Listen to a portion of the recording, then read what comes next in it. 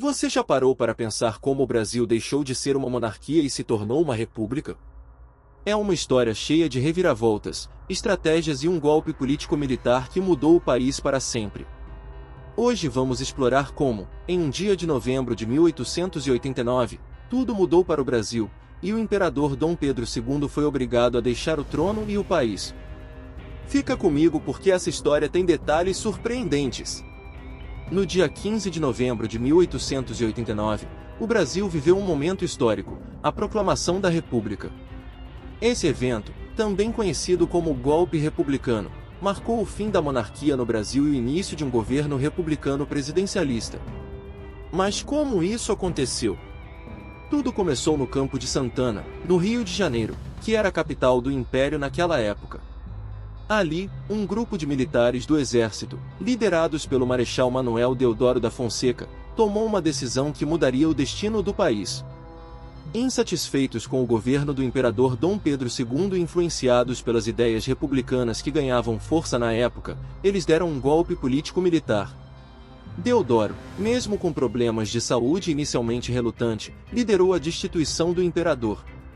Dom Pedro II, que até então era o chefe de Estado, foi afastado do poder e recebeu ordens de deixar o Brasil. Pouco depois, ele partiu para o exílio na Europa, encerrando um ciclo de mais de 60 anos de monarquia no país. Mas o que veio depois? Um governo provisório republicano foi instaurado, dando início ao que chamamos hoje de Primeira República Brasileira. Foi o começo de uma nova era, marcada por desafios, mudanças e uma transformação profunda na política brasileira. Antes de tudo, temos que entender o que aconteceu antes da proclamação da República, porque, apesar de Dom Pedro II ser muito popular entre a população, a monarquia enfrentava uma série de crises que abalaram suas bases. A ideia de uma república no Brasil não começou em 1889. Muito antes disso, já havia movimentos que sonhavam com um país governado pelo povo, e não por um imperador. Em 1789, a Inconfidência Mineira foi mais do que um grito de independência, era também uma tentativa de criar uma república na capitania de Minas Gerais. Depois, em 1817, durante a Revolução Pernambucana, o Brasil teve sua primeira república proclamada, ainda que tenha durado apenas 75 dias. E em 1824, a Confederação do Equador, liderada por Pernambuco e outras províncias do Nordeste, também buscava criar um governo republicano.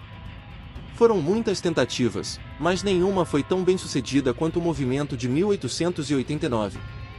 Dom Pedro II não tinha um herdeiro homem, e sua filha, Princesa Isabel, seria a próxima a assumir o trono.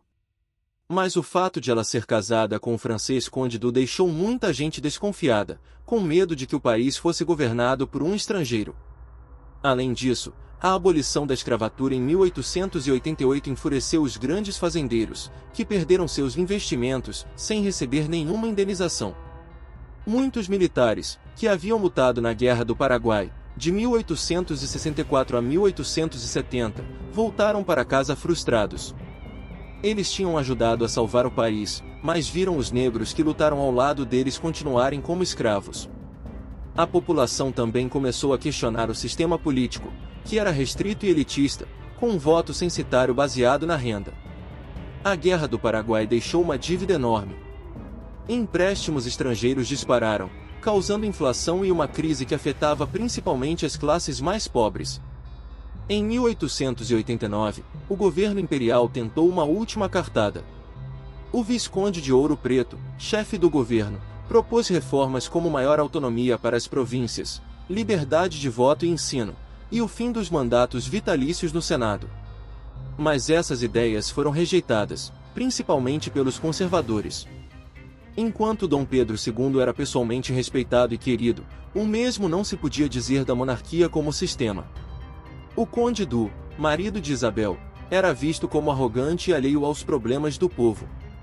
Essa imagem, junto com a crise econômica e social, abriu espaço para a ideia de uma república como símbolo de progresso. A abolição da escravatura em 1888 foi um marco, mas também um divisor de águas para o Império. Desde 1850, quando o tráfico de escravos foi proibido, as elites agrárias já resistiam a qualquer mudança no sistema escravista. Os grandes proprietários de escravos queriam que o governo pagasse indenizações pela perda da mão de obra.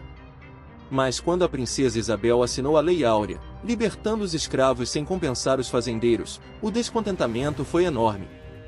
Muitos desses fazendeiros, que antes apoiavam a monarquia, passaram a defender a república como uma forma de vingança. Eles ficaram conhecidos como republicanos de última hora. Enquanto isso, os progressistas criticavam a demora do império em resolver a questão da escravidão, o que minou a legitimidade do regime. Não é à toa que o barão de Cotegipe, que votou contra a Lei Áurea, profetizou: a senhora acabou de redimir uma raça e perder um trono. Desde o período colonial, a Igreja Católica estava subordinada ao Estado, e isso continuou após a independência. Nenhuma ordem do Papa podia ser aplicada no Brasil sem a aprovação do imperador. Mas em 1872, os bispos de Olinda e Belém decidiram aplicar, por conta própria, uma ordem do Papa Pio IX que excluía os maçons da Igreja. Como os maçons tinham grande influência no Brasil, a ordem não foi autorizada pelo imperador, e os bispos acabaram presos. Embora tenham sido libertados em 1875 graças à intervenção do Duque de Caxias, esse episódio desgastou a relação entre o Império e a Igreja Católica, um apoio fundamental para a monarquia. Essa crise agravou ainda mais a fragilidade do regime. Os militares também estavam insatisfeitos. No Império, eles não tinham autonomia para tomar decisões e precisavam de autorização do ministro da Guerra, que geralmente era um civil. Além disso, as promoções nas Forças Armadas eram baseadas em favoritismo, e não no mérito ou na antiguidade. A Guerra do Paraguai trouxe à tona esse descontentamento. Os militares se sacrificaram em batalha, mas, ao retornarem, perceberam que não eram valorizados pelo regime. Para piorar, o governo dava mais atenção e recursos à Marinha do Brasil, o que aumentava a sensação de desprestígio. Com o tempo, os ideais republicanos começaram a ganhar força entre os militares, que passaram a ver a monarquia como um regime ultrapassado e injusto. O golpe de 15 de novembro de 1889. O movimento republicano no Rio de Janeiro convenceu o Marechal Deodoro da Fonseca, um monarquista, a liderar a transição. Inicialmente, ele só queria derrubar o então chefe do governo, Visconde de Ouro Preto, devido ao descontentamento com a forma como o exército era tratado. O golpe estava planejado para o dia 20, mas rumores falsos sobre ordens de prisão contra líderes como Benjamin Constant e o próprio Deodoro anteciparam a ação para o dia 15. Doente e hesitante, Deodoro foi convencido a agir quando soube que Gaspar Silveira Martins, seu inimigo pessoal, poderia assumir o governo. Na manhã de 15 de novembro, Deodoro liderou tropas, cruzou o Campo de Santana, proclamou a República com um Viva a República, e voltou para sua casa. Enquanto isso, os revoltosos tomaram o Ministério da Guerra, prenderam Ouro Preto e declararam o fim da monarquia. Quando o Brasil se tornou uma república em 1889, o imperador Dom Pedro II não resistiu ao golpe militar. Ele acreditava que insistir no poder poderia causar mais conflitos e sofrimento ao povo brasileiro. Desiludido com o movimento republicano, preferiu aceitar o exílio em vez de tentar retomar o trono, pensando no bem do país e em evitar derramamento de sangue. No entanto, nem todos tinham a mesma confiança no futuro da República. O escritor português Eça de Queiroz, no final do século XIX, expressou em suas cartas uma visão pessimista sobre a mudança de regime. Ele acreditava que a proclamação da República poderia levar ao fim do Brasil como nação unificada. Em suas Cartas de Fradique Mendes, Eça argumentava que o Brasil se fragmentaria em várias repúblicas independentes. Ele via as províncias como muito diferentes em clima, cultura, economia e interesses políticos para permanecerem unidas sob um governo central. Para ele, São Paulo, Bahia e Pará, por exemplo, não aceitariam a autoridade de um presidente sediado no Rio de Janeiro. Ele chegou a comparar essa possível divisão com a América do Sul, sugerindo que alguns estados poderiam prosperar como um Chile, enquanto outros se tornariam pobres e desorganizados como uma Nicarágua. Décadas depois, o sociólogo brasileiro Gilberto Freire rebateu as ideias de Eça. Em sua obra Ordem e Progresso, Freire destacou que a previsão de fragmentação do Brasil não se concretizou e que, na verdade, ela era baseada em uma visão superficial e política, sem considerar os aspectos sociais e culturais mais profundos do país. Segundo Freire, mesmo após a proclamação da República, o Brasil manteve sua unidade nacional devido a fatores como religião, costumes, jogos e crenças compartilhados por grande parte da população.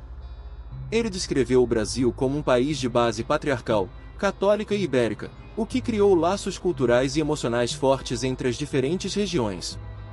Para Freire, a mudança de regime político, por mais impactante que fosse, não seria capaz de desfazer esse conjunto de valores e tradições que já consolidavam o Brasil como uma nação unificada.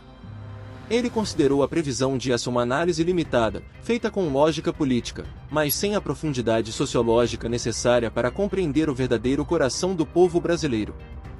A visão pessimista de Eça de Queiroz sobre o destino do Brasil com a República revelou-se equivocada. O Brasil não só se manteve unido como também preservou sua identidade nacional, mostrando que os laços culturais e sociais compartilhados eram mais fortes do que as diferenças regionais. Dom Pedro II, ao escolher o exílio, pode ter ajudado a evitar divisões mais profundas, e o país, apesar das dificuldades, seguiu como uma nação sólida e independente. E aí, gostou de conhecer os detalhes sobre a proclamação da República? Esse momento histórico foi um marco que mudou os rumos do Brasil e nos trouxe até aqui. Apesar dos desafios e das diferenças, seguimos construindo nossa história como uma nação unida e cheia de potencial.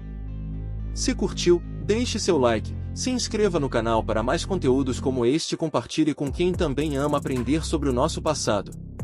Não se esqueça de comentar o que achou ou trazer suas dúvidas, vamos conversar. Até o próximo vídeo.